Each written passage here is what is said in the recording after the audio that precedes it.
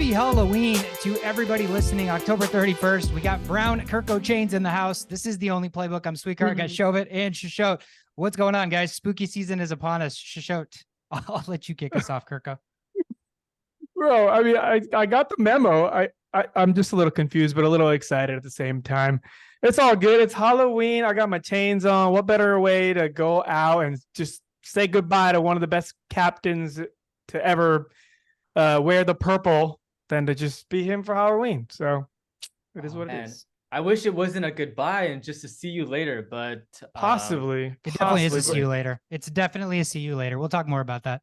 This is the best case scenario for the Minnesota Vikings, and we can talk more about that. But no, man, I don't think it's the end of Kirko Chains. And I don't know how much relevance that's going to be in fantasy because it's not going to be for this year. But regardless, spooky season, injuries galore.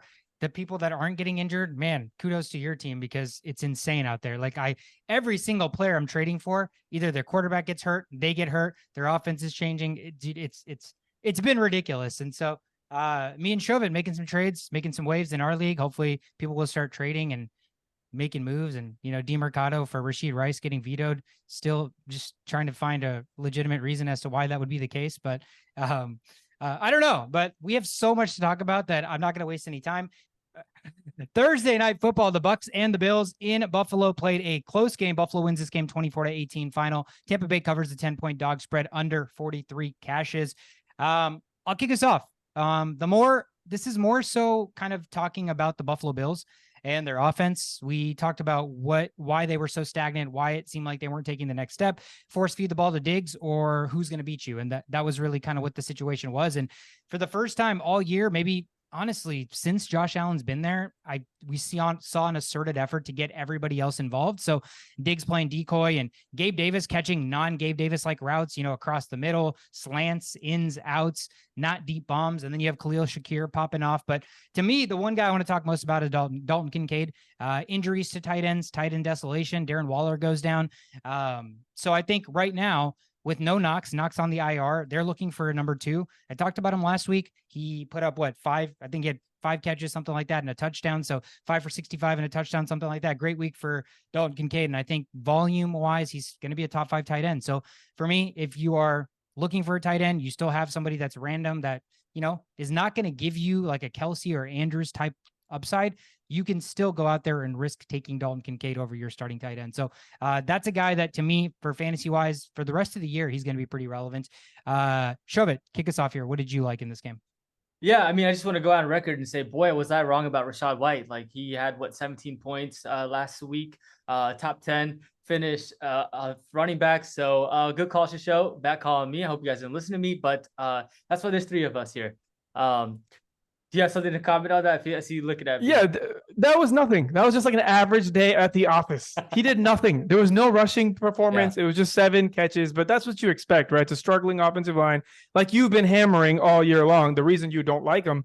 But it's been 9 weeks. It's been 8 weeks, and you don't see them going away from using Rachaad White. That's the only reason. Volume is king. If you're going to be losing most games and you have a running back that's going to be there more than 63% of the time, that's dump offs. That's just easy PPR points. Solid floor. Solid floor is the reason you don't want to get rid of him. And this schedule opens up pretty wide.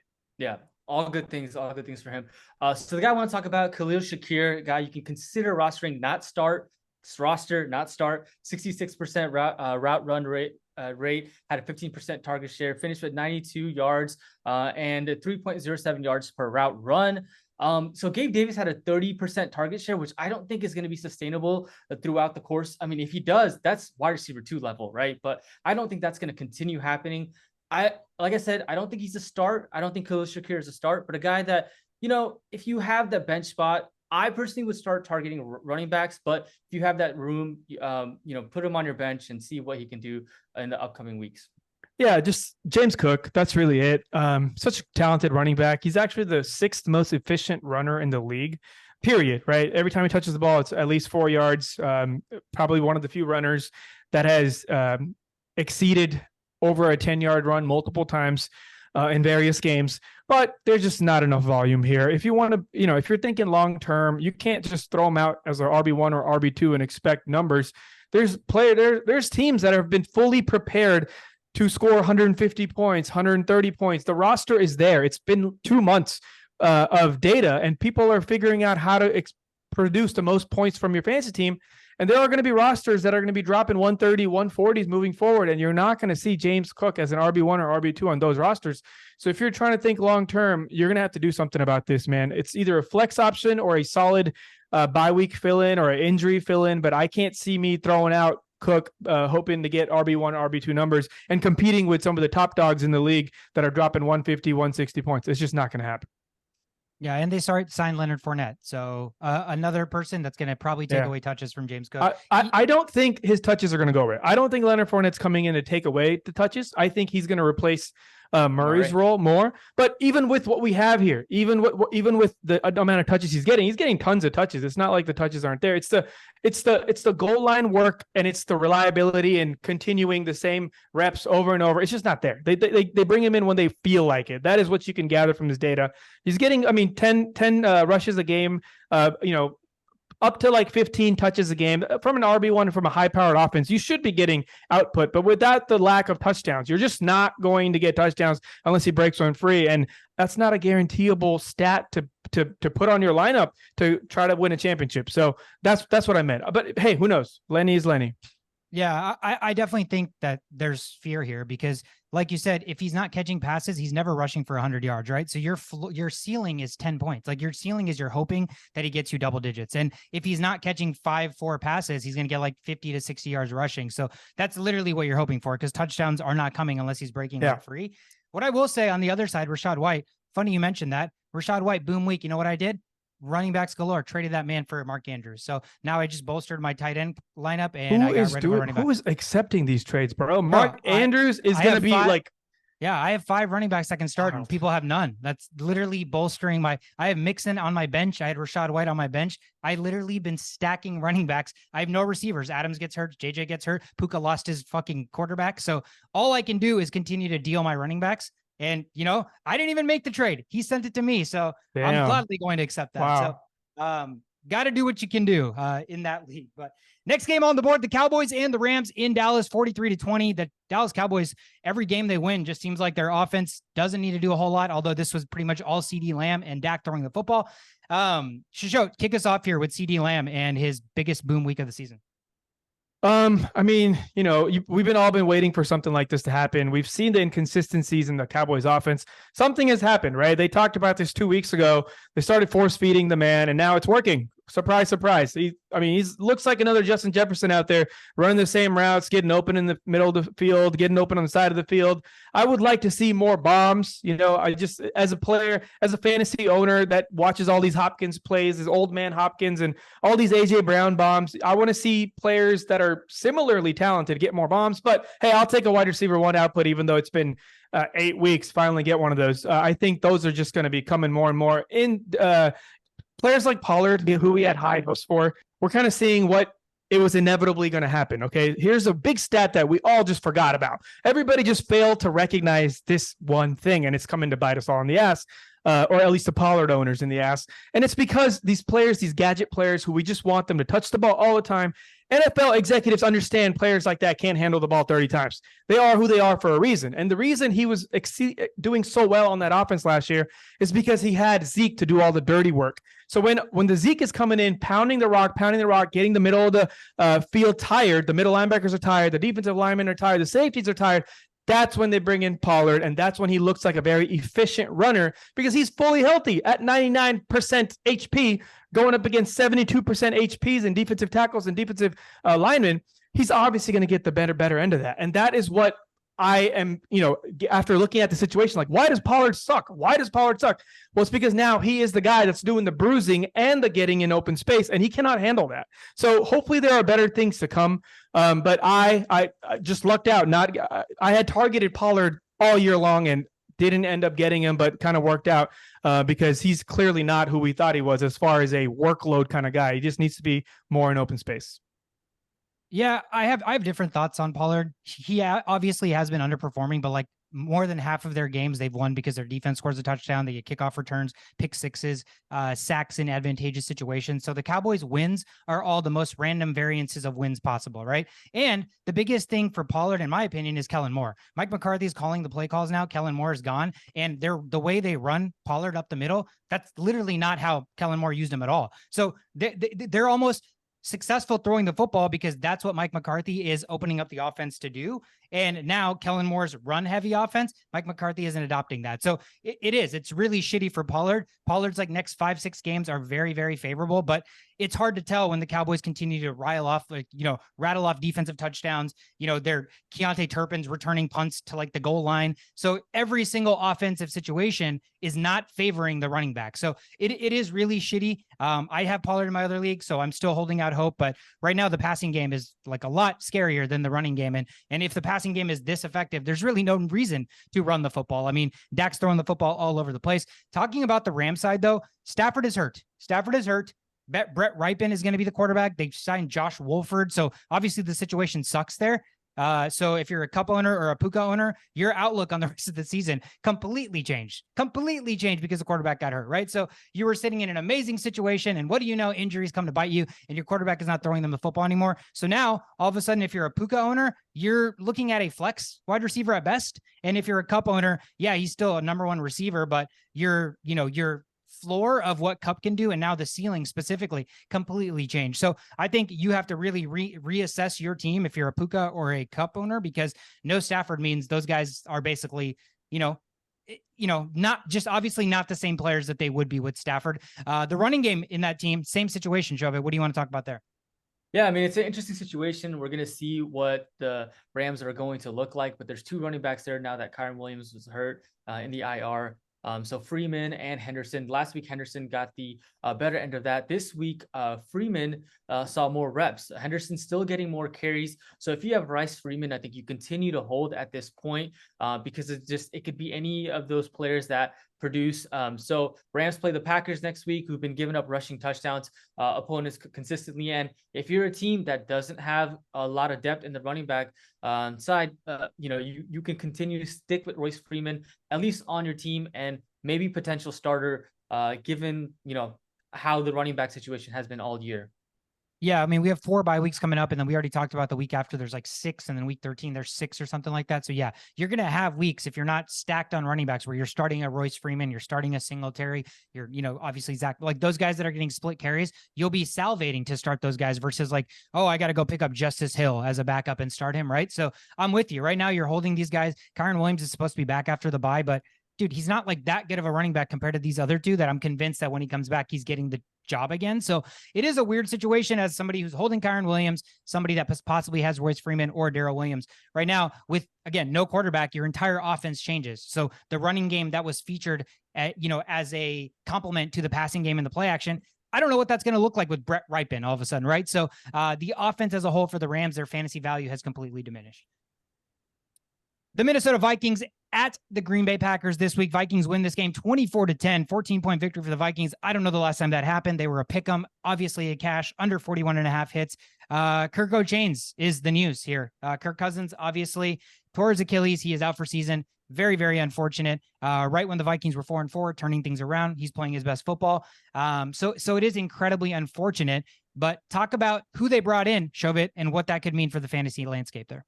Yeah, so the Vikings traded for Joshua Dobbs. And I think that looking at this initially, I was a little bit worried with the injury to Kirk Cousins because I have Jefferson. I'm wondering, like, when Jefferson comes back, can you see what Jefferson had produced in the beginning of the season? And I think that when you get a player like Joshua Dobbs, I think that in a quarterback-friendly environment that Minnesota Vikings kind of have right now, I think that your players can still flourish.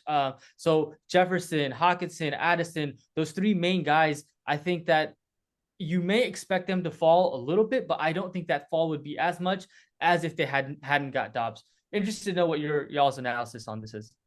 I'm shipping off every single person on this team not named Hockenson or Addison. JJ, I mean, yeah, sure, keep him. But if you're keeping him up till this point, you're probably going to keep him. It's not going anywhere at this point, right?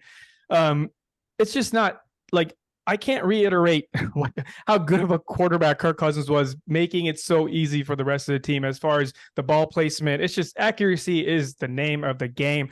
I don't know how many times I got to like shove this into people's heads, but if the ball's not in the right place, the receiver has no chance of getting it.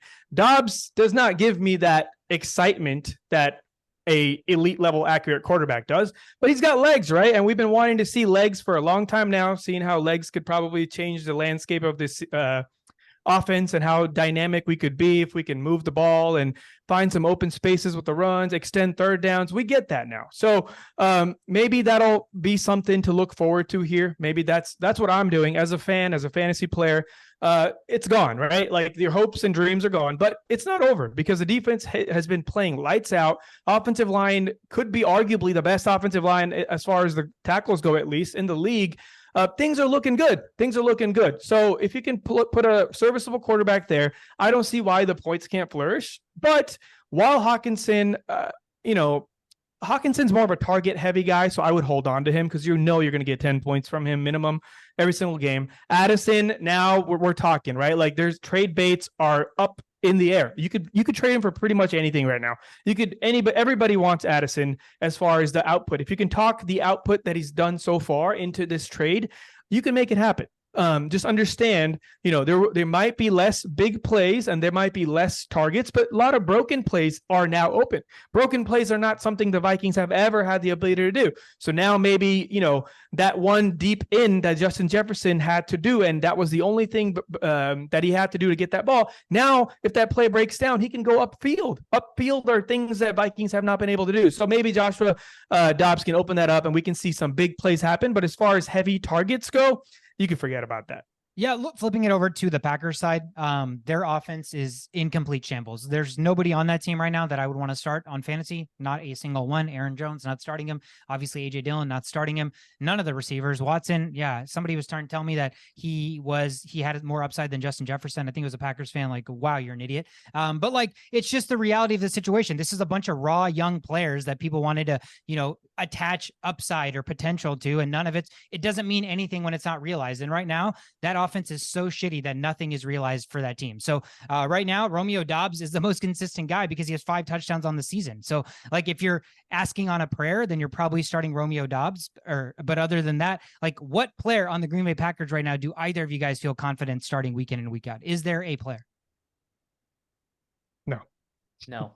Yeah. So exactly. So the Packers right now are a desolation for fantasy football. Like you don't want any part of it. If somebody still holds value to Watson, if somebody still holds value to Aaron Jones, like get rid of those players because right now the Packers are maybe one of the worst teams in the NFL. I have a question for you guys. Yeah. All right. So JJ for Josh Jacobs, would you do that or not? No, I wouldn't. If I'm a JJ owner, I wouldn't. No, these questions are difficult because you got to look at the whole team here. Like I can't just like one for one, like that's a no if you're holding on JJ this long, but it's like you need that running back and you've been dragging along James Cooks for this whole time, then yeah. So depends. It really depends. Fair. Yeah, I agree. Like, I think if you didn't already trade Jefferson now, like, why would you trade him 1 week before the IR stint's over, right? Like, you almost lost all your weeks holding on to him, and now you're going to trade him when there's a chance he comes back soon. So, no, I think that makes no sense. Next game on the board, the Tennessee Titans and the Atlanta Falcons. Will Levis, what? 28-23, they win the game, cover the 2.5-point dog spread, over 35 cashes easily. Oh my God, what a show. I'm going to leave all the cool stuff to you guys. I want to talk about Taylor Heineke on the Atlanta Falcons. Taylor Heineke is starting, which is awesome for us because that means Kyle Pitts and Drake London all of a sudden become fantasy viable. Taylor Heineke loves to air the football out. That doesn't change what the offensive scheme is. That doesn't change Arthur Smith wanting to continue to run the football, but what that does change is Heineke's going to take risks. Heineke is going to throw the football where Desmond Ridder will not throw the football. So all that means is potential, which again is a crazy word, depending on how you want to swing it. Potential for Pitts in London. Will they get realized? I have no idea, but I feel a lot better with those guys on my roster, knowing that Taylor Heineke is the quarterback. Now, this isn't guaranteed, right? He won't name a starter, despite the fact that Ridder has cleared concussion protocol. So this is pure speculation. I think if Ridder was a starter, there's no reason not to name Ridder the starter. So to me, that means that I have a strong hunch that against the Minnesota Vikings, you're going to see a Taylor Heineke-led Atlanta Falcons coming for his revenge game. So all that means to me, again, is that if you're a Pitts or a London owner, your outlook for the rest of the year, for as long as Taylor Heineke is a quarterback, is a lot better than what it was with Desmond Ridder. I mean, you got to be excited for what you saw out of the passing game, right? Like we got Will Levis to throw 4 touchdowns. Tannehill hadn't even done that like all year long, right? I think he had max of 2 or sorry, I think 4 was his max or something like that total.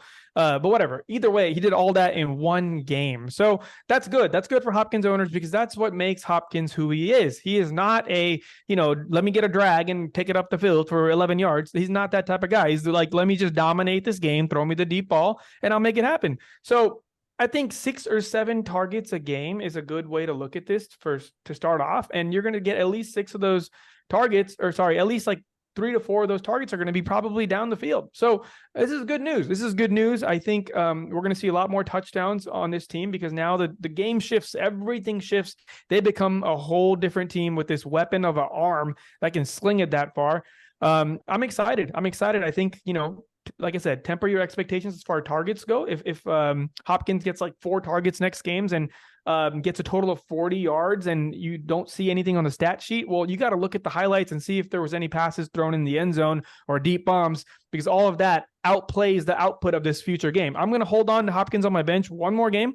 And I'm going to watch for that exact same thing. Look for passes deep, look for passes in the end zone. If that looks promising, I don't care what the stat line for this next game is. I'm going to deploy him with open arms in my flex spot over players like James Cook. So that's my goal. My goal right now is to just put a solid output team in there, getting ready for the playoffs and not have anybody I'm concerned about. So if Hopkins can be that guy, that's a game changer.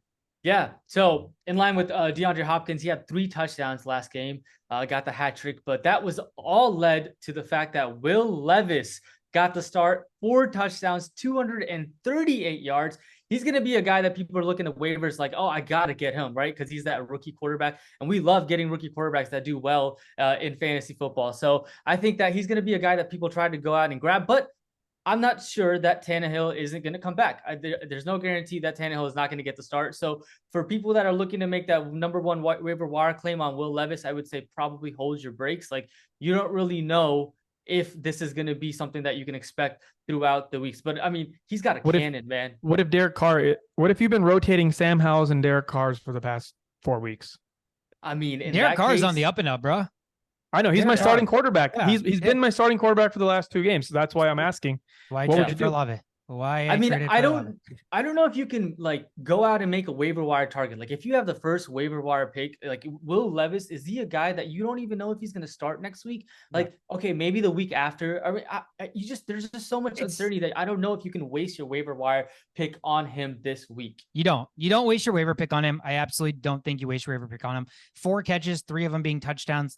That's not a repeatable process in any stretch of the imagination, right? So let's find a repeatable process that's going to make him fantasy relevant before we think about even picking up this man. So I think you have to give him a couple weeks to actually, can he make normal throws that aren't bombs and, Hopkins is coming under it? No, like let's see that happen before, we jump the gun of picking this guy up. It's a nice story for sure. And you would think that a team that has no future with Ryan Tannehill is like, there's no point in starting Ryan Tannehill.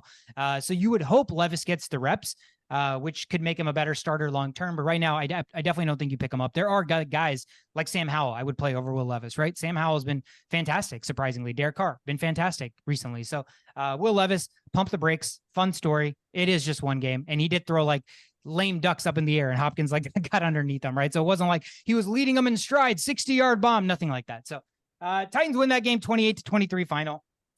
Next game on the board, the Indianapolis Colts and the New Orleans Saints. Colts at home lose this game. Saints win 28-37, cover the 2-point spread, over 44 cashes. Shove it. Talk to me. Yeah, we were just talking about Derek Carr, and there's some injuries of note. Matt Stafford, Kirk Cousins, Desmond Ridder, guys that maybe you were streaming or starting. At this point, I think Derek Carr is a solid replacement for any of those guys. I mean, he has, when he plays, he gets those 300 yards per 300-yard games, and there's just a lot of ball to be thrown around. And I think that he's definitely a guy that can get you points. They play the Bears next week. They allow 18 points per game to quarterbacks. I think that's a solid average for you to consider streaming Derek Carr. And on the other side of things, I also want to talk about Chris Olave. I think that Chris Olave is a guy that we just traded, but Shishal, you'll talk more about that. But I think the outlook for Chris Olave is definitely high, and you can talk more about that. Yeah. So, I mean, I was a little actually ahead of the game on Derek Carr. I've started him for 2 weeks in a row now. He's outputted like 15, 17, and then like 18, 18. So it's not anything sexy. Like you're not going to go win your week because of Derek Carr, but it's enough, right? For people that are having quarterback problems like myself in my other league where, Anthony Richardson's gone and Burrow was trashed for a while. A lot of movement happened, and now I'm stuck with finding something to happen. So Derek Carr has fit that really well. 18 points from like a shoe-in quarterback I will take. And that being said, even before this new, what we're calling resurgence of Derek Carr, I really don't think anything's really changed for Derek Carr. It's the same thing. And the same thing is proven by looking at Olave's statistics, right? We're looking at, what has he done for the whole year? He's gotten targets of 9, 15, 10, 11, 11, 10 in 6 out of the 8 games. Not many people get this type of consistent target and don't score. So they like him. It's not like he's playing bad. It's just inefficiency. And sometimes, sample sizes are sample sizes. Sometimes even 8 weeks isn't enough to make conclusions. And I think this is one of those cases. I would go get Olave simply because of the targets. They're going to be throwing the ball. They love throwing the ball.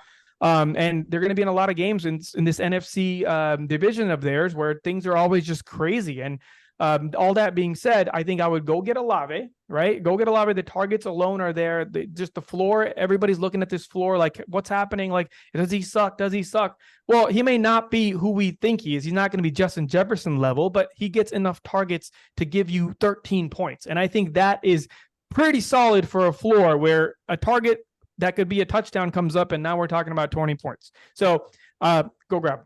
Yeah, and Shova, like you and I were texting about it. It was obviously I traded you for Olave for Pacheco. I think for me, the appeal for Olave is Olave has 1 touchdown on the season. He consistently leads in targets and air yards, but none of that's been realized. Do I think he goes the whole year with 1 touchdown? No. Do I think at some point there's going to be a couple weeks where he booms? Yes. He hasn't had those yet. So again, my metaphor is investing. I'm buying a stock that's, somebody is basically valuing it like near bankruptcy right now because it's all potential, it's all speculation, but nothing's actually realized. And so people are fed up with it. And so for me, this is a good buy low opportunity because again, I'm not convinced that his output's going to be 5 for 45 every single game for the rest of the year. That's not realistic. He is way too talented. He's by far the most talented receiver on that team. No questions asked. So that's why I do think that he absolutely is a guy that I would still go out and get. And rightfully so, I did go out and get him. But what I want to talk about is the guy that worries me about getting him, this guy that continues to annoy me. He's annoyed me since he's came into the NFL. He continues to annoy. All he does is annoy. His name is Taysom Hill. I don't know what to do with this guy. You can start him at the quarterback position. You can start him at the tight end position. He runs like a running back. He catches passes like a receiver and a tight end. Well, this past week, he had 2 touchdowns. So in the last 3 weeks, last 2 weeks, he's got 3 touchdowns. He's tight end 10 on the season now. He is top 10 after 3 touchdowns in the last 2 weeks. Like that's how shitty the tight end position is. And he has 1 catch or less in 6 of his 8 games, guys. He's tight end 10 with 1 catch or less in 6 of 8 weeks. So what the hell do you do with Taysom Hill? Because we know like this offense is so weird, and every offense with Derek Carr seems to be weird. It's the old enigma. What the hell's going on? But Taysom Hill has found a role where, if they can entrust Hill with getting the ball, where they have to put the ball less in Carr's hands, they're going to do it. And I'm convinced that they're going to keep doing it. Do you pick up Taysom Hill if you're not a Kelsey, a Andrews, a Kittle, a Hawkinson, whatever, Laporta owner? Like, do you think he's worth playing in your tight end position? I mean, I think that if you're first in your league, second in your league, like you've got a pretty good roster and you can have Taysom Hill sitting on your bench. And then some weeks your tight end, you don't like the matchups, then you play your tight ends. But if you're a team that's like not doing well, why would you waste a spot on an inconsistent guy? Like Taysom Hill may go off 1 week, but the next week he's not going to go off. Like, are you really going to be at a point where you can come back and win your league with Taysom Hill? And I don't think that's going to be consistent. So if you're bottom 5, bottom 6, no. Maybe you top 2, then yes. Middle, that's crazy. Maybe. You make a very good point, but I look at it the exact opposite way. I think these are desperation plays for a team that's like 3 and 4, and you're playing against a team that's has a solid team who's number 1 or number 2, and you're like, shit, is my Trey, McBride going to get me 25 points today? Maybe, I mean, that's probably not the best example because he could. Yeah. He's that good. He's good. He's good. But so he's probably in the top 6. But now we're, Mayer, right? Like some people are just got way too crazy with that hype because of one game and just started deploying him blindly. And it's those players that I'm kind of targeting towards. Like, take some time, look at the logistics. You're 3-5 or whatever the statistics are, and you're going against the number 2, number 3, number 1 guy. And you're going to need points. You're going to need points. That's when these players playing Taysom Hill, I can see that happening. They're like, my season's going to be over. I know freaking Joe Bob is not going to get me even 10 points from a tight end position. So let's just close our eyes and pray, and let's see if Taysom Hill will be on our side this game. I think that's the only time. If you're number 1 or number 2, like, you're not dealing with Taysom Hills. Trust me, bro. There are enough tight ends out there that you're probably pretty solid in the tight end world. Especially if you're 1, 2, or 3, you've probably already figured that out. But if you're clawing for shit, I think that makes sense to kind of take a shot. Yeah, it is so crazy. We don't need to talk more about it, but I came into this season thinking Michael Mayer is the best rookie tight end, and because he plays for the Raiders, we think he's nobody, but I wouldn't be convinced in 3 years when he is the best rookie tight end. So let's get Jimmy G off of that team and get him a quarterback, because Michael Mayer's 1 catch yesterday was phenomenal, but it was 1 catch. Next game on the board, the Patriots and the Dolphins in Miami. The Miami Dolphins continue to run where Tyreek Hill runs. Death taxes and Tyreek Hill being the MVP. They win the game 31-17, covered the 7.5 point spread, 46.5 cashes. I want to talk about Demario Douglas. The New England Patriots have no pass catchers. R.I.P. Kendrick Bourne, you were fun for me for 2 weeks. Tore your ACL. You're out for the season. Sucks to see you go, man. But Demario Douglas takes your spot now because Juju Smith-Schuster is old and Devontae Parker can't see the field, and they have nobody else. So if somebody is going to get passes right now, it's Demario Douglas. He's the only guy on this team that you could potentially roster as a receiver. And in bye weeks and shit right now, volume, you play him because it's desperation time right now. Bye weeks are galore. For me, my receivers are awful. So I would gladly pick up Demario Douglas and play him just based on the volume alone.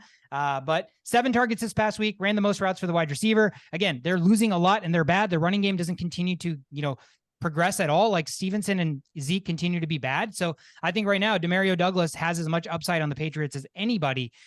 Shishot, Tyreek Hill. Dude, I mean, MVP. Argue with me. There's no MVP of the league through 8 weeks is Tyreek Hill. There's nobody that right now you could argue me is more of an MVP. Yeah, it would have been Kirk Cousins, but he's no longer here with us anymore. So I mean, it is 4-4. It's definitely Tyreek. It's definitely Tyreek. We'll see how this plays out. But I mean, I'm not going to argue here. These are both players I love. I said Tyreek Hill was going to be the best fantasy player week 1, and look where we are now. He has 1K in yards in 8 games. Only 4 players have ever done that. And it's not like I'm sitting here with a crystal ball predicting this shit week 1. He told us. He's like, I'm going for 2K. And the people are like, what? You're really going to do that? He's like, yeah, I'm going to get the ball and I'm going for 2K. It's that simple, man. The dude's talented. Nobody can catch him.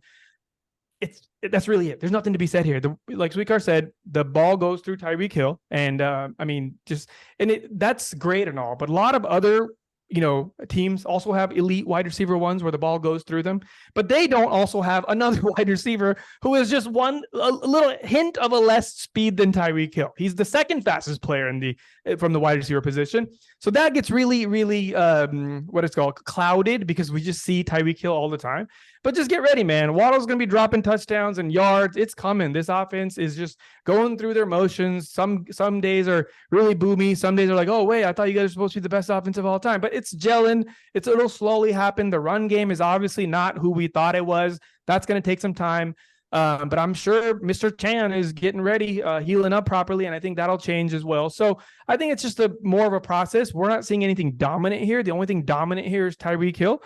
But other than that, the offense will find its way. Nothing's going to change here. This is probably one of the most predictable offenses in the NFL. You will get what you see from your players. The running backs will provide you with a boom or bust situation. The wide receiver will always produce, and there is no tight end. And quarterback will also just give you a solid floor or go boom. You're never going to see like a terrible day from Tua Tagovailoa. So very predictable. All things said, Tyreek Hill so far, obviously, like you would rather have him than probably anybody else. Yeah, and I just want to close off going back to the first point that you made, Sukar. Demario Douglas, Kendrick Bourne suffers an injury. So I think that the matchup for him is really good. Colts, Giants, Chargers, and Pittsburgh's coming up. So certainly a guy, waiver wire target for this week. Real quick, guys. If Mike White starts the game, and there's no Tua, or if Jalen Waddle is wide receiver 1 and there's no Tyreek Hill? What is more of a detriment to that offense? I just want to know your opinions. Tua being gone. Yeah, I would say so. That's fair. All right, next game on the board, the New York Giants and the Jets. Giants and Jets, Battle of New York. Ugly game, disgusting game, just like the weather right now in New York. But Jets win this game 13-10 final. 3-point spread pushes under 34.5. Oh, man. I mean, I don't have a lot for this. This is just, I want to talk about Saquon Barkley. The workload is absolutely insane. Nobody in the NFL is getting 36 carries, so he's RB1. There's nobody in the NFL that's getting 36 carries, not a single person, but he plays on one of the worst teams in the league. They're never going to score touchdowns, so it's sad. You're going to see 36 carries for 98 yards, 31 carries for 103 yards, and he's going to catch a lot of passes behind the line of scrimmage because their offense is disgusting. But my biggest fear right now is this workload for a guy that's coming off an injury, for a guy that's been injury prone. Like, I don't see a world where through 17 games, Saquon's not hurt again. Like, unless this offense figures out how to get somebody else involved. Now Darren Waller's hurt. So like, who is going to step up? Saquon cannot continue this workload. It is not real. Like, every single time he's getting tackled, I'm sitting there worried because like the places that they put him in, like the situations he gets put in, 3 yards behind the line of scrimmage, 4 guys coming at you, you're going to have to make a play. Like, it's all the worst situations for a running back, literally the worst situations. The only saving grace is the volume. So, and he's a beast. Like, obviously Saquon's a stud, but the Giants are abysmal. Tyrod Taylor not playing. I think it's Daniel Jones against this upcoming week. I don't know what that means for Saquon. It really doesn't mean anything, but right now Saquon's the only saving grace on my team, on the Giants. So just continue to play him because 36 carries is unheard of. You just close your eyes and you just move forward. That's all you do. I can't watch. Like, Saquon's my favorite player on my fantasy teams, and I can't watch any Giants games because the production will be there, but how we get there is so gross. It's so gross. Okay. Just while we're on the Giants Jets topic, God, man, this Wilson, little Wilson, he's like this annoying kid on the back of the bus that just keeps making fun of all the kids. But then when the parents see him, he's like all nice and gentle. Screw that guy. All right. Okay, Wilson, 17 for 36, and you're still getting away with shit and getting wins. Why? Because your defense is elite, man. Jets defense, if they're out there, I have no idea what you're doing, just letting them be swimming around in the pool. Pick them up. This is the easiest playoff schedule anybody has. You play Washington, you play Cleveland, then you play the Patriots. Okay, so just for that sheer reason, create some space. If you're holding on to some backup fourth string wide receivers on your bench because you think so and so is going to go off, get rid of that guy and put these type of things.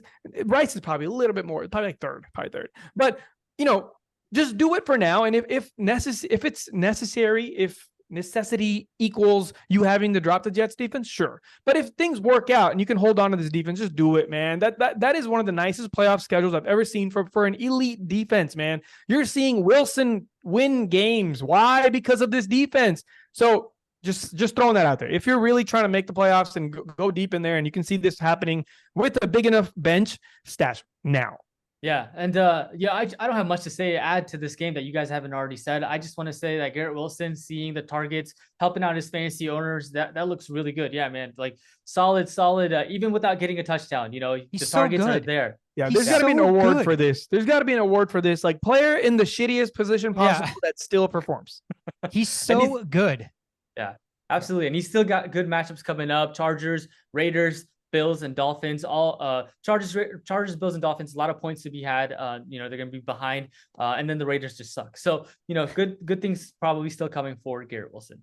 Real quick, I want to say when we talk about anybody having the Commanders on their schedule, the fact that they're just unloading fire sale their defense. Yes, every offensive player should be starting against the Washington Commanders from now until the rest of the season. Like, just absolutely plug and play.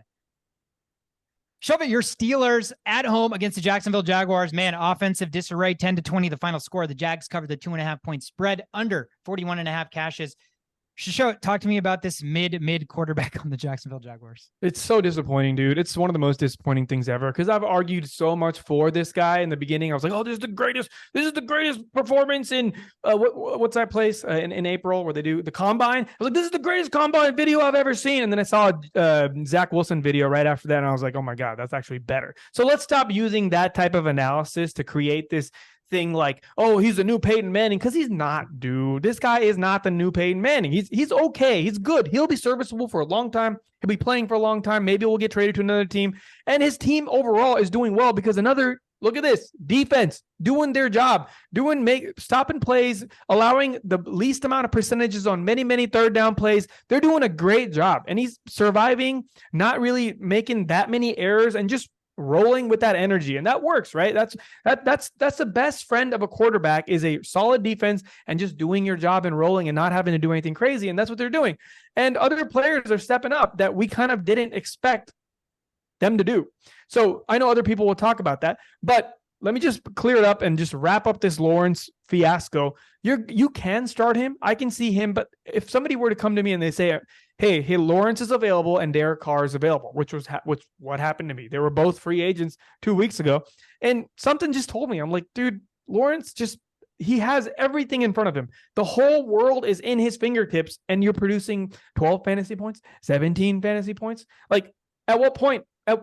Where do I sit here and think that, he will be better than Burrow? Can anybody sit here and tell me that this man is the new icon? He will outperform Burrow in the future. I cannot say that with even a little bit of hope. So see if he can change my mind. Does anybody have a differing opinion on where this guy stands as far as the elite quarterbacks go, and how long do we give him? No, I think you're right. I think with him, to be honest with you, like the stats don't reflect how he's playing, because I have to unfortunately watch his games because of Ridley, which is really shitty. But like his difference in every week between like his 17 points and like a 21 or 23 is like Ridley dropping a pass over the middle, Ingram dropping a touchdown in the end zone. Like you said, Ridley not getting 2 feet in.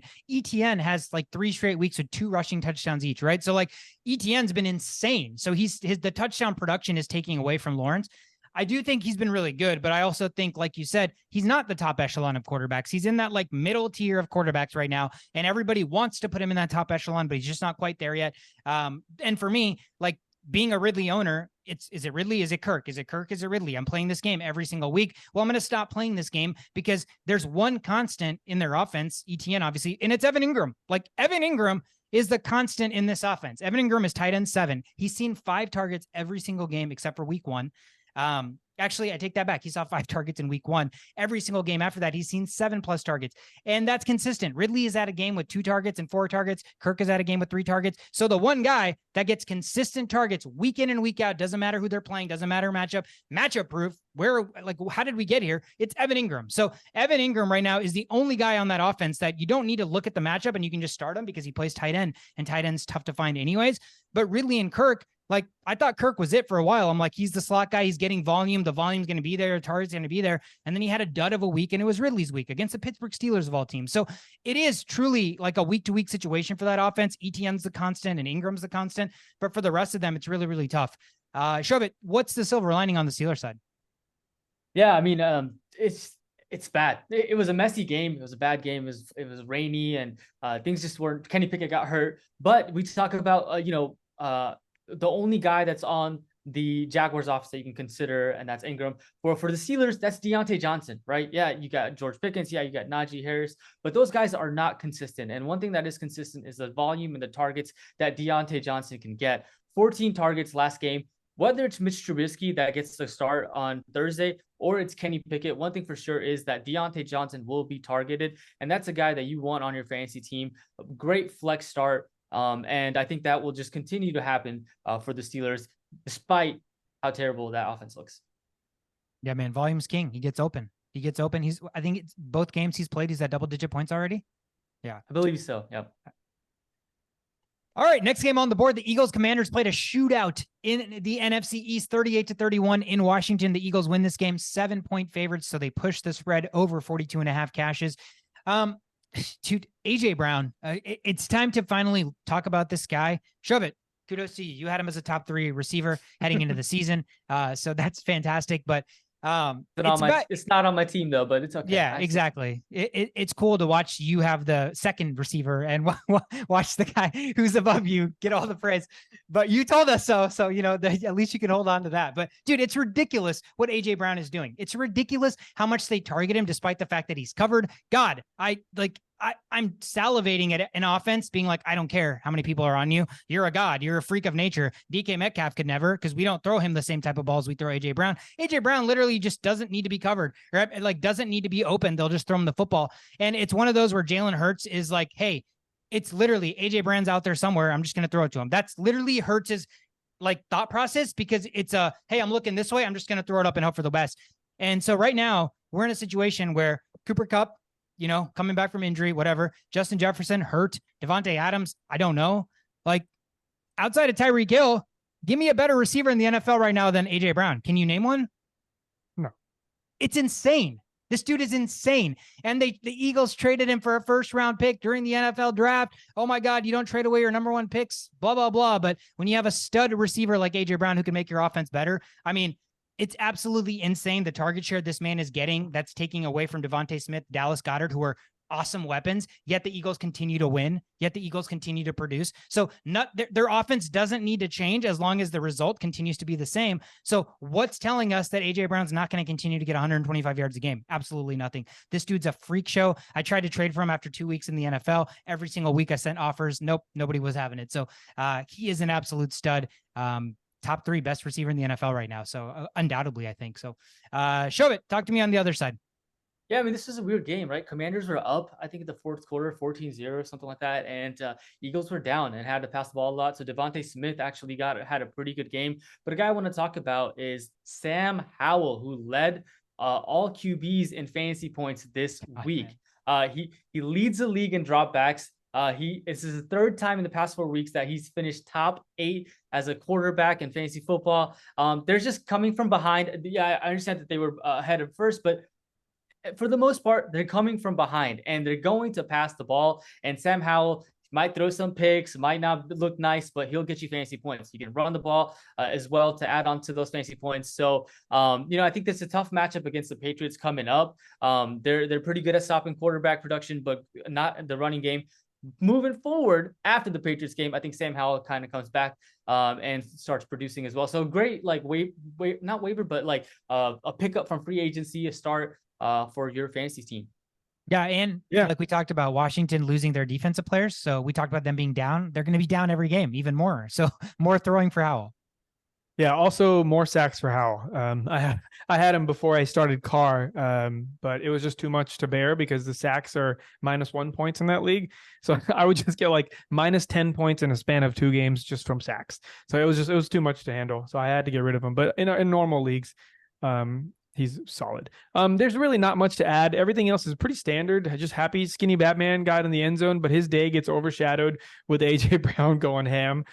Seems like he's just always overshadowed now, and that's his role. I think I sense a trade request coming here in the next year or so. I'm sure things aren't going to be happy for him, but he does need to play better. And DeAndre Swift, just pretty average day, but still ends up with 14 fantasy points with in PPR format. Pretty bad day. It's 16 carries for 57 yards and rolled into the end zone on the fake tush push. But other than that, pretty standard. Goddard, you kind of wanted a bigger day from him, but tight end scope, what are you going to do? They're just going to mess with our heads the whole time. So other than that, and I don't really see many highlights. I would just stay away from all Washington Commanders skill position players, because anything could happen with anybody. By name, you can continue to start Terry McLaurin, but other than that, it's nice to see Jahan Dotson getting 10 targets, 9 receptions, getting in the end zone again. But is any of this predictable? Is any of this possible? A little, in some sense, yes. If they're playing against a really bad team, that was my theory, that they were going to be able to get this done because they wouldn't be pressured as much and Sam Howell would have more time. But here against the Eagles, he drops 36 fantasy points or 35 fantasy points. So again, stay away from this. If you really want to roulette your way to the playoffs, sure, if you have to do that. Other than that, if you're stable, you can find stability somewhere else, I would probably stay away from the Washington Commanders offense. Pretty cool that a Holder got 8 catches for 108 yards and a touchdown, right? That's pretty sick. Yeah. I wonder how that's going for him. I wonder if he's still doing that in practice. I think Riverboat Ron's like riverboating has sailed. Like this dude just needs to like retire. It doesn't make sense. It's another offense that's using like worse players than their better players that are on the field. So nice to see Terry McLaurin get in the end zone, and I think they both got in the end zone. So finally use the right guys. So keep doing that, please. Texans and Panthers, disgusting game. But what's cool is quarterback 1 and quarterback 2 in the NFL draft played against each other. And who would have thought Bryce Young comes away victorious 15-13. What an ugly game. Carolina covers the 3.5 point spread under 43 cashes. Shove it. Adam Thielen, man. How old is he? 50 now? Dude, must be, man. So have you ever seen Thielen run a Texas route lined up next to a quarterback? I don't know if you guys have ever seen in Minnesota No, we Vikings. haven't. I have not seen that. And I saw that and I was like freaking out watching that. Yeah, man, Thielen continues to get big grabs and just plays solid. I also want to highlight Chuba Hubbard, who is getting a lot of carries as well. He had a lot of goal line carries that could have got into a touchdown. If he gets it, it's a whole different ball game. And we'll highlight more on that. But yeah, I mean, Thielen just shocked me. Texas route by Thielen. That's all I have to add. That's it. Bro, that Texas route, I'm not going to lie. Texas route's the one out of the backfield, right? Where you're lined up as a running back and you're doing that. That route, I rarely see it not work. Like, I don't care who's there because you're always matched up against a linebacker, right? So you're running towards the linebacker and the linebacker has to figure out if you're going to stay this way or if you're going to make a quick cut in. Rarely, like no wonder they run it 45 times with CMC. He's never not open. Kamara, never not open. Gibbs the other day, never not open. Like, your best receiver should be there and he should be running that because there's no way a linebacker or a safety or a nickel cornerback is covering your best receiver coming out of the backfield. That's why JJ lined up there. Addison was there for the Vikings this past game. Make that more of a thing because they can't cover that. That's absolutely a cheat code. If Adam Thielen can do it at 55 years old, like, you don't think the best receivers in the league can? Hey, what do you mean? You got anything? He isn't the best receivers in the league. Come on. No, but just all joking aside, it was nice to see CJ Stroud take the be competitive. I think he deserved the win, to be honest with you. Just the field goal at the end kind of saved Bryce Young. Even Bryce Young was surprised that he won at the end. CJ Stroud performed so much better, at least in the first couple of drives. He played lights out and then things kind of stalled. But all in all, Houston Texans, I expected a little bit more from their playmakers, especially going against Carolina Panthers. But this just tells you the difference between good, like great wide receivers and then good wide receivers with potential. There's just a drastic separation between the two, where the reliability factor is a huge component of that, right? Players like Adam Thielen, who have been great in the past. He's multiple Pro Bowler. Like, he's a great receiver. He's old now, so that makes him slower and stuff. But you still see signs of that, right? Whereas when we were on the other side of the field, like Nico Collins, we have such high hopes for the big dude. He's fast, he's strong, but against an inferior opponent with secondary that's lost so many positional players here and there, what happened, right? Like, what happened to CJ Stroud, and why could he not get the ball to Nico Collins more than 6 times? Noah Brown had 5 targets. Like, you know what I mean? And Tank Dell only had 4 targets. So these drives that stalled, they need to work on that. If they don't fix that here in the next couple of weeks, I'm suspecting some really disappointing weeks in the future if their unreliability factor, that gap between the elite receivers and like the up and coming good receivers, it just needs to get closer. If we don't see it get closer in the next few weeks, I would have other plans for the flex spot. Yeah, no, that's a good point. Both teams that I want to talk about their running back situation. Both teams have a backup running back that is dipping into the starter's role and kind of assuming the role. Like Chuba Hubbard, 15 carries to 4, 2 catches to none. He's clearly the starter right now. Miles Sanders is not 100% healthy, even though the game and output is disgusting for Chuba. He's an RB1 right now. So you kind of have to roll with that because RBs are hard to come by. And same thing with Singletary. Pierce got every single touch in preseason. Oh my God, preseason. And it didn't mean anything right now. It means absolutely nothing. Pierce is awful. He literally gets the ball at the 1-yard line and can't get in. It's disgusting what he's doing. And so right now, even if Chuba's not getting in, Chuba's seeing more and Singletary is seeing more. So I think the trends for both of the backups are up and the trends for both of the starters are down. So something to monitor. Singletary is probably a free agent in a lot of leagues still. So if he's out there, you could scoop him up. The Browns and the Seahawks, next game on the board. Big upset. Seahawks win this game at home. Actually, not an upset. I guess they were 4-point favorites, so they cover the spread, push the spread. Over 38.5 covers. PJ Walker was starting, so maybe that's where the line was. But Shishot, kick us off with this game in Seattle. I mean, I just, JSN, man, I love the way he played this game. It was good to see him being a reliable option. That's one of the number one things you got to have as a fantasy owner is players that their quarterbacks deems them as reliable. Because then if that's not the case and we're seeing like a Tank Dell type of situation where he has one big play and just gets the whole world riled up, but the trust factor from the quarterback isn't there. So you're not going to get those fourth quarter looks, those late third quarter looks. I'm seeing a little shift here, as previously mentioned by yours truly. Injuries have played a role in that, obviously, but they're older receivers. That's part of the game. It's bound to happen.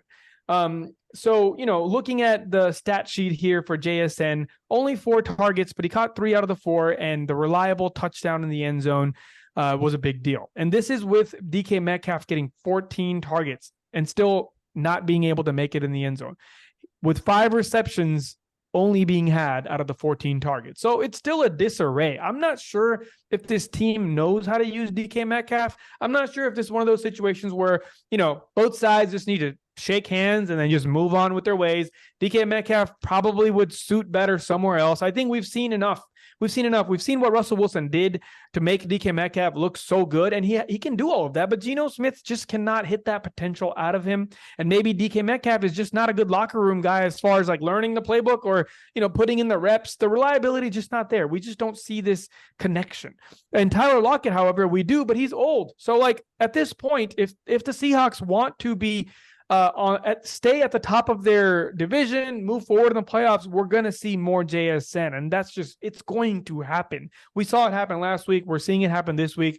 I think the tides have turned. I think it's safe to say now we will see a lot more red zone targets for JSN moving forward. And in no way, shape, or form am I saying put him above DK Metcalf or Lockett in the starting role. But I think you are ready to open up a world of trades right now and acquire him for probably not much. There's really not much here right now. I'm going to send it after we finish this podcast, just for shits and giggles. If Ben's listening, this is not going to happen. But if he's not listening, I'm going to send him a trade for Cook for JSN, right? Like, why not?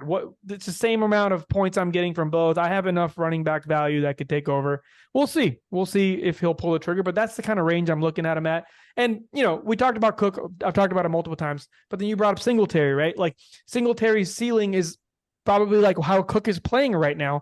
So if we're talking about the similar range of players, I think it's safe to throw JSN in there and say, you want 8 to 12 points? I think we can probably assume that going forward in the next 2 weeks, at least, we'll start seeing that happen.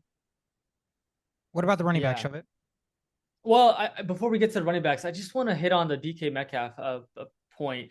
I traded DK Metcalf and I was like, he's just, touchdown dependent, but seeing the 14 targets and seeing that, like, what a touchdown could have done if one of those targets what a touchdown could have done to his fantasy outlook. I think that, like, he's a guy that if someone's like, hey, I only got 9.2 points, let me have him. Like, I would love to have DK Metcalf as a wide receiver 2 on my team. I mean, his averages have been like more 12 points, 10 points, 14.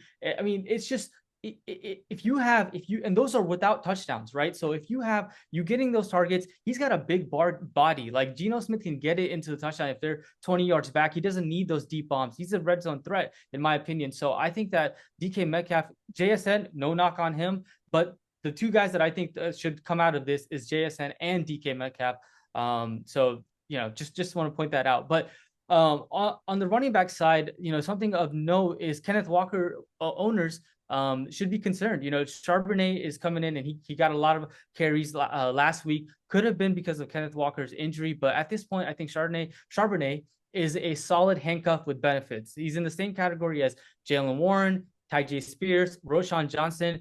He was used 100% on the 2-minute drills and third downs. And one thing we know is that Pete Carroll, there's no loyalty with running backs. Like, he could flip the switch on Kenneth Walker at any point. So he's also a guy that I'm trying to see if I can get on the low, on the cheap. If I just in the event that Pete Carroll decides to switch it up and have Charbonnet as the starting running back.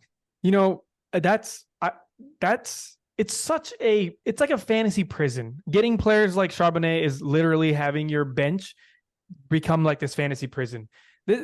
Having these players like Sharp and Charbonnet, and there's a couple of guys I could probably mention not coming to my mind, but they're there and they just kind of take up your bench spot. And every day there's waivers. You're looking at this people and you're like, are these people better than the potential that Charbonnet can provide? And you're going to say no. And then you're going to give up on all these players that are going to produce immediately while Charbonnet sits there and still waits for something to happen. So, I had held on to the people like Pollard's backup, right? Like, I held on to him for a while.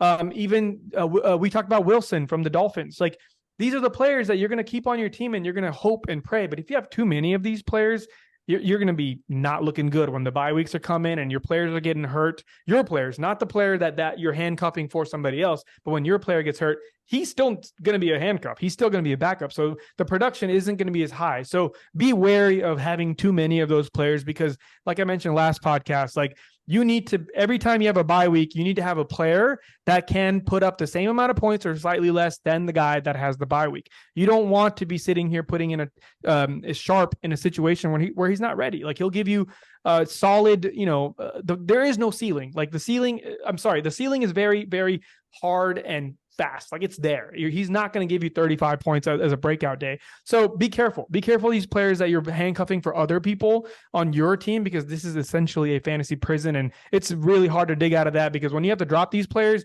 they're going to be really upset, and it's a prison. So be careful. Be careful. Yeah, no, I agree with that. It's with 4 rosters, 4 bench spots. I find myself in a similar situation in my other league, right? These guys are on waivers and they're free agents, and I'm like, it could be the week that the guy is hurt. Yeah. But again, it's so hard to roster somebody that you're waiting for the opportunity for versus a guy that is getting the opportunity, and maybe it's not as appealing. It's not great, right? Like Devin Singletary's getting touches, Chuba Hubbard's getting touches, but they're all disgusting. They're absolutely disgusting. And I'm convinced if Charbonnet was a starter over Walker, if Walker gets hurt, Charbonnet's a boom player. He's way better than Singletary and those guys, right? But like you said, how can you possibly roster him if you're in a situation where, week to week, you need to figure out who you're starting or who you're not starting? It truly is tough with the 4-man bench. I totally understand both sides to that.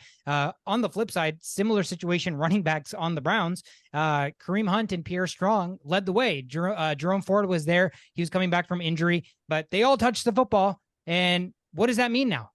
What does that mean now? Does that mean that Jerome Ford was entitled to the role because he was the next in line? No, it doesn't mean that at all. He hasn't won the role. He hasn't won the job. Now he got hurt. Hunt's always been there. Hunt's been the true consistent force that you could probably play out of those running backs. But now Pierre Strong, comes onto the scene, and you're like, oh man, like I wasted a waiver pick on Ford, and now he's juggling with 3 other guys. So it's the reality of the landscape of the NFL with running backs, fewer and fewer, just one running back backfields. And you're going to have to play this game where which backfield has more likelihood of the guy getting hurt, or which backfield has more likelihood of the guy, playing and being productive despite not being the starter, because those are the guys that you can truly stash, right? Because in bye weeks, you're going to have to play these players. And in bye weeks, if that guy's not the starter and he's just a handcuff, he's useless for you. So you rostered him for 3 weeks, bye weeks approach, and now you have to drop him because he's still not in a startable state. And you wasted a bench spot for 3 weeks when you could have been finagling other guys. So Shashot's spot on. It is a prison,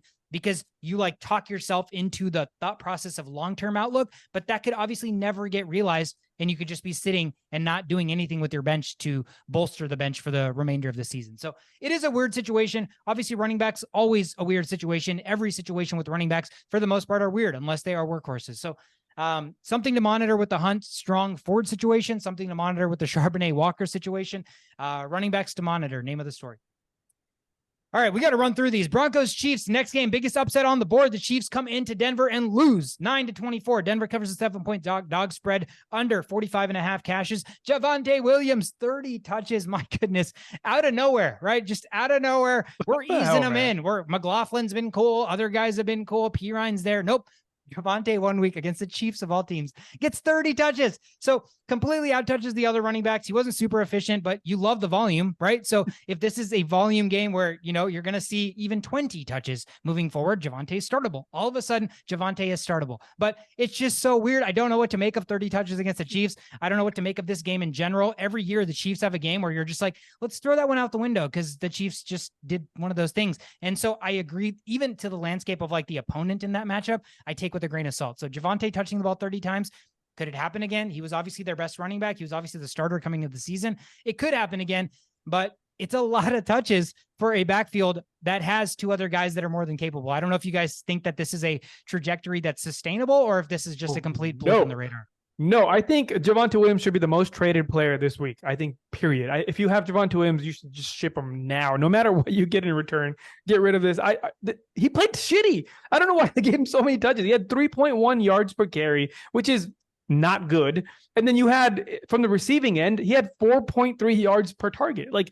That's not good either. So he just got a lot of volume. And if you look at the other end, Jaleel McLaughlin, he had 4 carries for 33 yards. That's 8.2 yards per carry. That's phenomenal. So, but like, remember what I mentioned earlier about the whole Ezekiel Elliott and Pollard thing. That's what you're seeing here. And you're going to see a lot of people are going to jump on this McLaughlin wagon next year. And, if that's the case or whatever, and it's just not going to produce. So, again, Javonte Williams, what I can make out of this is you get rid of this player now. Too much injury history. The Broncos are not going to be running the ball like this against many teams this year.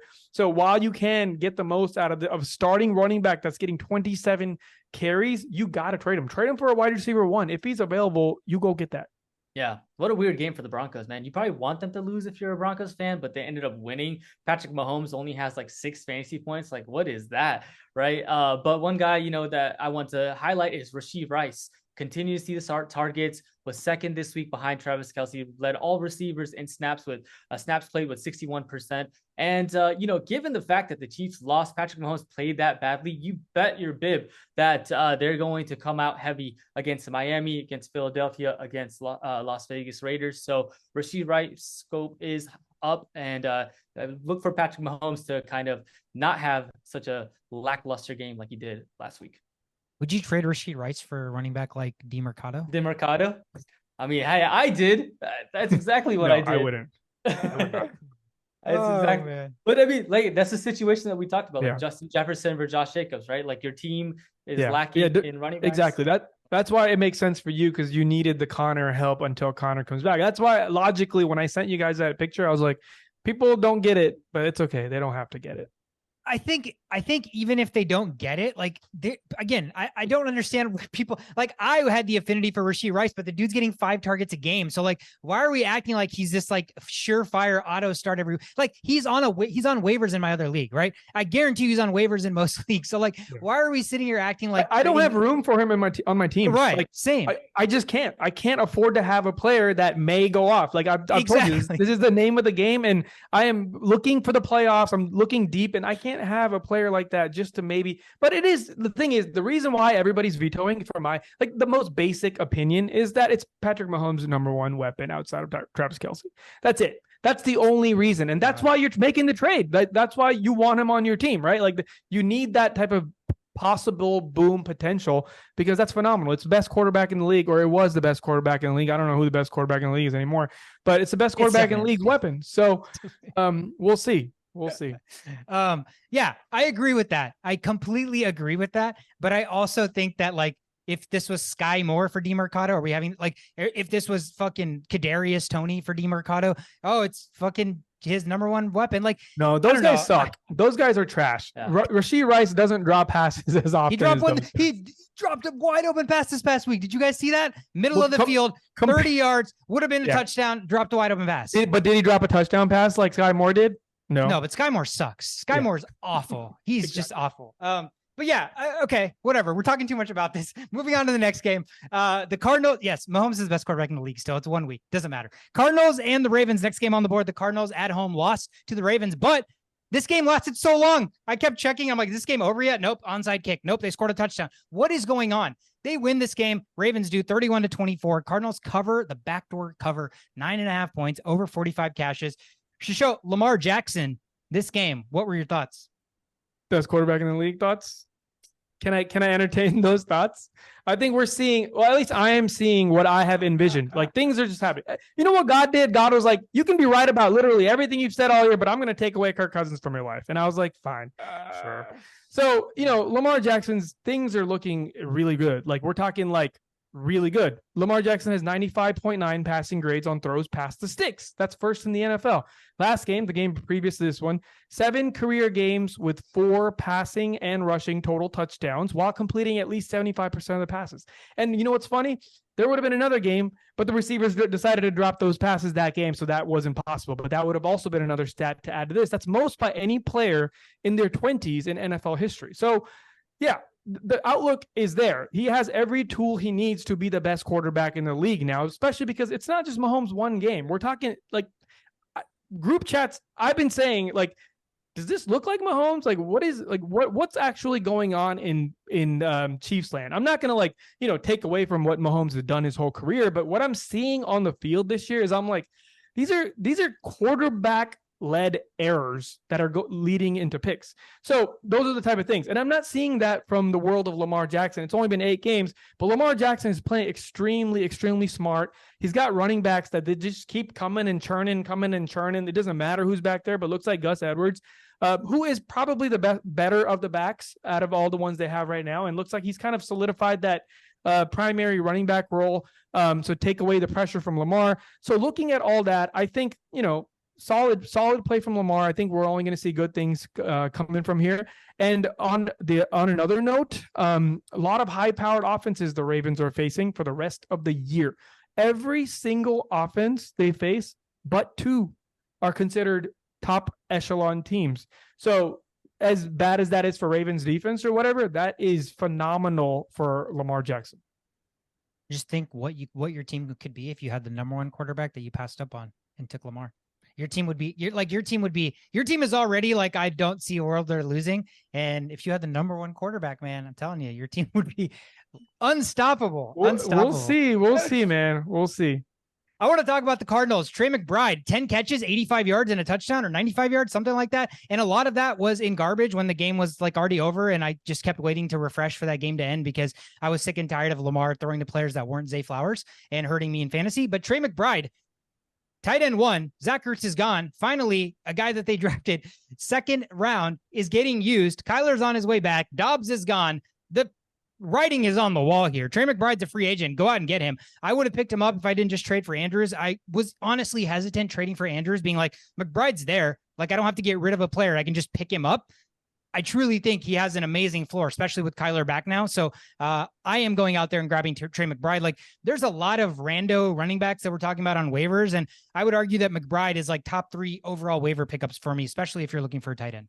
Yeah, speaking of tight end, 30% of targets have gone to tight ends for the Arizona Cardinals. So, hey, Trey McBride season with Kyler Murray coming up.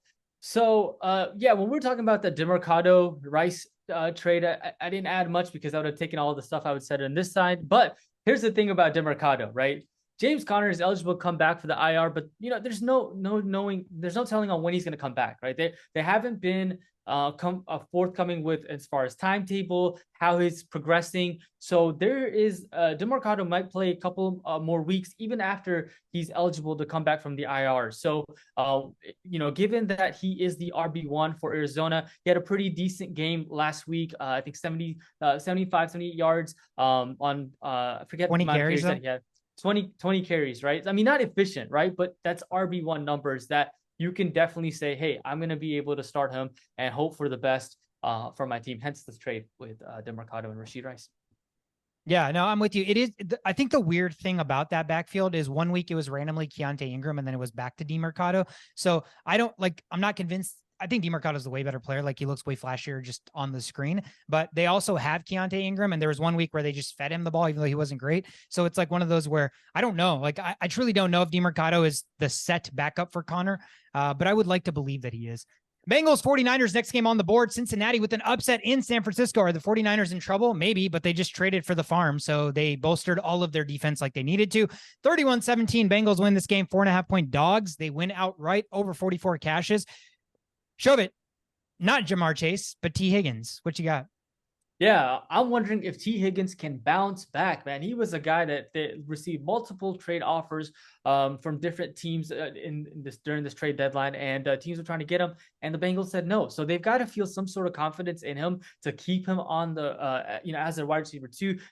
So I think that this is a buy low target for fantasy for T. Higgins. I know hopefully you don't have to spend a lot to go out and get him given the production that he has had so far. But I think that given that this is his contract year, the fact that they didn't want to trade him, they want to keep him on the team, that he should have a bounce back game for the half of the season that's coming.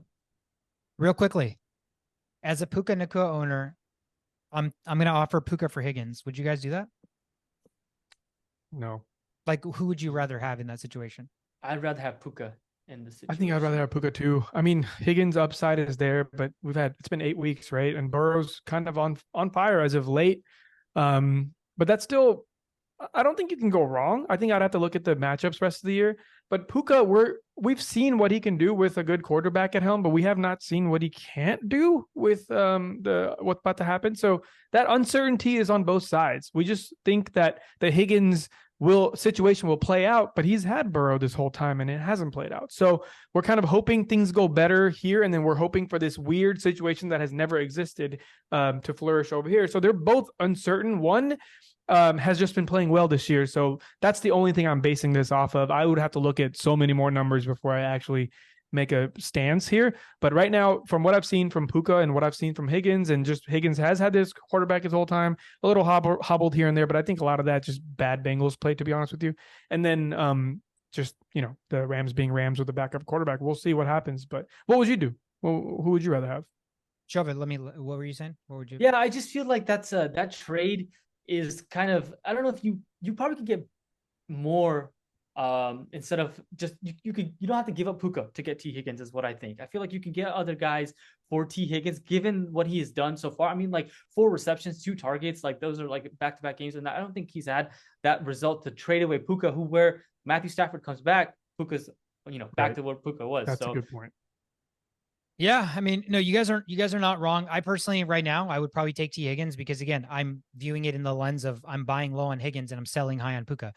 Like, if Stafford's not there, I think Puka's literally, he's a rookie receiver. He's a rookie 5th-round receiver. Stafford is a god at throwing receivers open in zone and space. There's no way Ripon or Walford, I'm convinced, is going to do that for not Kupp, but his next receiver. And Burrow is 100% healthy now. His calf was absolutely an issue. I'm convinced T. Higgins, a repeated 1,000-yard receiver year in and year out, who has probably no 100-yard games so far this year. Again, buying stock at virtually nothing and selling stock at the highest that it's possibly going to be is my thought process. But again, I don't know how the long-term is going to look, but I would be selling Puka at high because I know the person who would want who would get rid of Higgins would want Puka because he's going to see all the numbers that he's produced. But agreed. I'm not convinced that those numbers are going to be produced like replicatable with Wolford or Ripon. No, sorry. That's why I'm getting rid of Puka too. But I think I'm agreeing with Shova in that I can get more. I think you can get a more valuable player out of this than Higgins. Higgins is close, but we need to see more from Higgins than to do a one-to-one trade. Yeah, that's fair. Sunday Night Football, the Chargers and the Bears in LA. Chargers win this game 30-13, cover the 9.5-point spread, under 46.5 cashes. Tight end desolation, but every once in a while, tight ends seem to want to play up to par. Shovit. Cole Kmet, man, ranked as the 7th best tight end right now. Just, tight end landscape. Finished with 17.9 fantasy points in full PPR, 10 targets, 10 catches, 79 yards. Solid day, and they were playing from behind, playing against the Chargers who can put up points. It's funny because last week they played the Raiders, they beat the Raiders, and Cole Kmet had a goose egg. So what do I expect more of? I think that the Bears are going to be down often, so I think that Cole Kmet garbage points is going to happen more often than the Raiders outcome. So Cole Kmet looks like he might continue to be in the top 10 for tight end.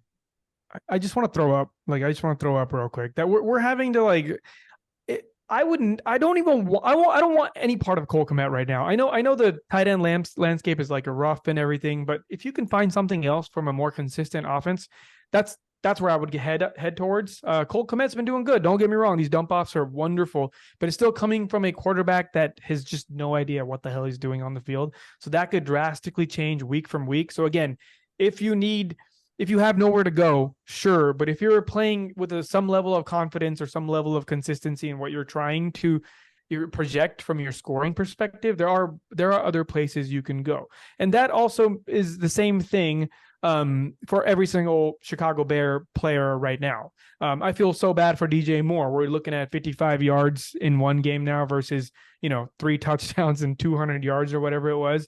So the Bears, I mean, as much as Fields isn't the guy to take you to a Super Bowl, he is far, far better than what they have in store. And I think all of us from a fantasy landscape need to see that happen sooner rather than later. But I just don't know if they will, because they are going to enjoy those top 3, 4, top 2 picks at the end of the year. So we'll see how this plays out. It's going to be very political moving forward. Yeah, I could see them just losing out and then trading Fields and drafting where they want and basically rebuild for the future.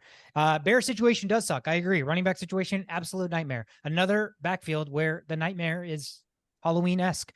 Khalil Herbert's coming back from the IR probably in a week or this week maybe. Roshan Johnson finally cleared from concussion protocol and played a little bit. But Deontay Foreman coming off a 33-point performance. What the hell do you do here? Foreman looks good when he touches the ball. Roshan Johnson was supposed to be the future. Herbert never gets the respect and love he deserves. But now it's a situation where you probably don't want stock in any of these guys because when healthy, who is the guy? Nobody knows. I don't even think the Bears know right now. So it is a nightmarish scenario. I wish I would have somehow traded Foreman, but very few people were wanting to pick up Foreman even after 33-point performance. No, we all knew. And my point here is that players like this are more valuable than the players we mentioned before, like the Spears. Like these players, I have no problem. Like I started Foreman with full confidence last week because I knew the touches he was getting, and then I had no problem benching him this week. And even when people are like, "Oh, you're going to bench Foreman after 30," yeah, I'm going to bench Foreman. I'm probably going to drop him next week. So I entertain the value in that, in having a player, getting rid of him, having a player, using him, getting rid of him, rather than keeping a daycare on my bench and just getting nothing out of it. Yeah. Sometimes it's just hard to find a daycare. It's so hard. So you don't it's so hard. Imagine when we're in a world where we're actually looking for daycares with real children and not fantasy football. Goodness. Monday Night Football. Let's end the rundown. Raiders at the Lions. The Lions win this game 26-14, cover the 7-point spread under 46 cashes. My God, Jameer, Mofo, Gibbs, have yourself a day. Shove it. I mean, dude, congrats. Give me more, man. I just want more and more Gibbs. Keep on giving. Back-to-back solid weeks, and this time finished with 30.9 fantasy points in full PPR. Concern is that he's headed to the bye week. That means Montgomery might come back after the bye week. So I don't know what to make of this. I don't know if the glory days are gone or that now the Lions just realize how to use him. He'll be like a Tony Pollard was last year. I'm not sure, but I have him on my team. I'm going to hold him and hope for the best. Hey, just to throw that out there, Gibbs can run over people as documented and as well seen versus like these players like Tony Pollard. They're strictly gadget players, right? Like strictly space needing. Jahmyr Gibbs does not need space. So Jahmyr Gibbs creates space. So that's why he's so much more dangerous. I think the Lions they're not stupid. They know they're contenders now. So I think they're going to realize 30 touches from Montgomery. This is our output.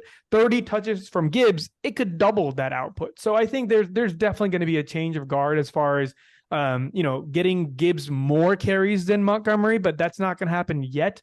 If you see all the signs, look at all the signs. Okay. The post-game talk from the coach to the players, he gave out a game ball. Any other game, when a player plays like this, you get the game ball. Like it's pretty obvious who the best player on the field was this game. No, they gave it to two players on defense. Like it's things like that. They treat rookies with this like crazy macho man coach persona. They treat rookies as rookies and they won't let them excel. Like that's just the culture there, and it's pretty evident. And it sucks because even in the post-game conference that Jahmyr Gibbs got to go on with I think it was Scott Van Pelt, he was asking all these questions, and Jahmyr Gibbs, you can tell he's been tutored. You can tell he's been coached to say these things. It's like, look back, watch the interview. He asked them like questions that he wants to hear answers from. Like, do you expect more touches? Blah, blah, blah. And he's like, no, I do what the coaches tell me to do. I got a little bite of the thing. It was nice to get a little bite of the cake. That's not something he wants to say. Like, that's something that he's been told to say. So all signs point to like this leash still being on Gibbs when Montgomery comes back. But until that happens, it's full go. It's full go. And even when Montgomery comes back, it's still full go until proven otherwise. Yeah, it's nothing's changed. Gibbs is great. Gibbs is awesome. Nothing about what he did last night surprised me in the slightest. But what surprises me is the fact that, even knowing all of that, they still were using Monty as much as they were and not as much Gibbs, right? I do think that shrinks. Like you guys said, I think there will be more Gibbs, less Monty, because again, Monty's been hurt twice now. The Lions are at their best when both running backs are healthy and playing the lightning and thunder role that they play, right? So force feeding one guy and not using one guy is not the answer. So I think they're going to find this happy medium where Gibbs will get more involved. Monty will be less involved, but Monty is still like the between the tackles running back. He's still going to be the goal line running back. He's still going to be the guy that pass protects when they need to pass protect. So like none of that's going to change, but what we all know and what America saw that didn't follow Gibbs in college is that this man is electric and he's the future of the NFL. He's literally Alvin Kamara, but he's actually, in my opinion, a better route runner than Alvin Kamara is. So he's a freak show. It's nice to see Lions come away victorious. I want to talk about the Raiders because the Raiders are awful. I don't know how Josh McDaniels still has a job. The Raiders are absolutely killing their pass catchers. Davante Adams, dude, like I have him in both leagues. Last week I was on this podcast saying I would still go trade for Davante Adams, and I look like a moron right now.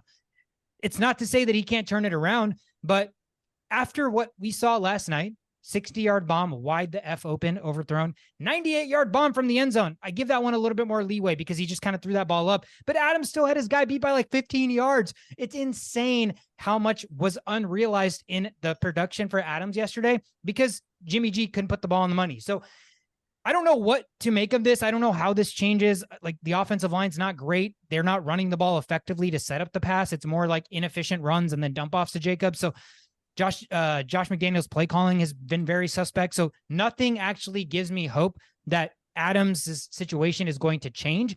I could see a week where Adams is so pissed that he gets 35 fantasy points, but I don't see a world where Adams is getting me 20 points every single week. Like I don't see the consistency. Yeah. Jacoby Myers, one catch, like Michael Mayer, one catch at the very end. Those are your three best playmakers, bro. Like what exactly are you doing offense? You're throwing the ball to your backup, Austin Hooper. You're throwing the ball to your third down running back, Amir Abdullah. Like I don't understand what your offense is doing right now, but as an Adams owner in both of my leagues, I am very, very concerned. And I don't know of a positive perspective or spin to put on this for the rest of the season, to be honest. I mean, this is the worst it can get. It cannot get worse than this. And this is, you mentioned passes to Josh Jacobs. There weren't passes to Josh Jacobs. Josh Jacobs caught 2 passes. If they would have thrown more passes to Josh Jacobs, it would have changed the dynamic of how the defense had to play the game, and it would have opened up the passes downfield. But no, they didn't even do that. On third and like 4, he decided to throw it deep to Renfro on a 27-yard, like a corner route, rather than just take the first down. This is all on Garoppolo. It's not like he was getting swarmed to the point where he couldn't create like dump offs. You got to move the ball. Look at Derek Carr. As much as shit as he gets, he moves the ball. At least you can proceed by doing 14 passes to, Kamara. They didn't do that. They didn't even take the yardage in front of them. They didn't take the yardage deep. They didn't know where to do with the running game. It was just a mess, and it's just pathetic from Garoppolo's standpoint. So it can only get better from here, man. Like as an Adams owner, obviously this is a red flag, but there's nothing you can do. There's nothing. You have to start the Saquon Barkley, and you have to start the Adams, and it can't get worse than this for Adams. It just can't. Yeah. And one thing to add with Adams, there were 2 throws, right? The one was that deep on that Garoppolo just missed, but that was like Adams cut and he went deep, and it was just timing that was off with Garoppolo and Adams. And Adams kind of looked like he slowed down a little bit too. And the other one was a slant route where the ball was behind him. So I feel like those are things that Garoppolo and Adams can clean up, get better connection. And I think in the long run that they should be decent enough to get Adams the points that you need on fantasy. I don't think that you should jump ship and be too worried. It sucks, but I think that the only way to go is up from here. The problem with the long-term outlook is we're already at the long-term outlook. This is week 9 now, so it's like, if you haven't figured it out in 2 months, and we've seen flashes of it happening, just force feed the guy. How can you not look at every good pocket passer and just place the ball somewhere the receiver will get it? It's not that difficult to Garoppolo just spazzing out every single play. So things need to change. Everybody knows where the finger's pointed. Adams just didn't want to embarrass him during that interview, but I'm sure this will get better. This just cannot. Otherwise, we're seeing a new quarterback in 2 weeks. Yeah, it was absolutely disgusting. A lot of points to be left on the board, but nonetheless, Lions win the game, come away victorious.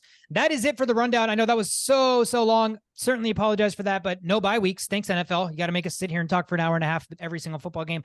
Next week, though, guys, 4 byes: Broncos, Lions, Jaguars, and 49ers.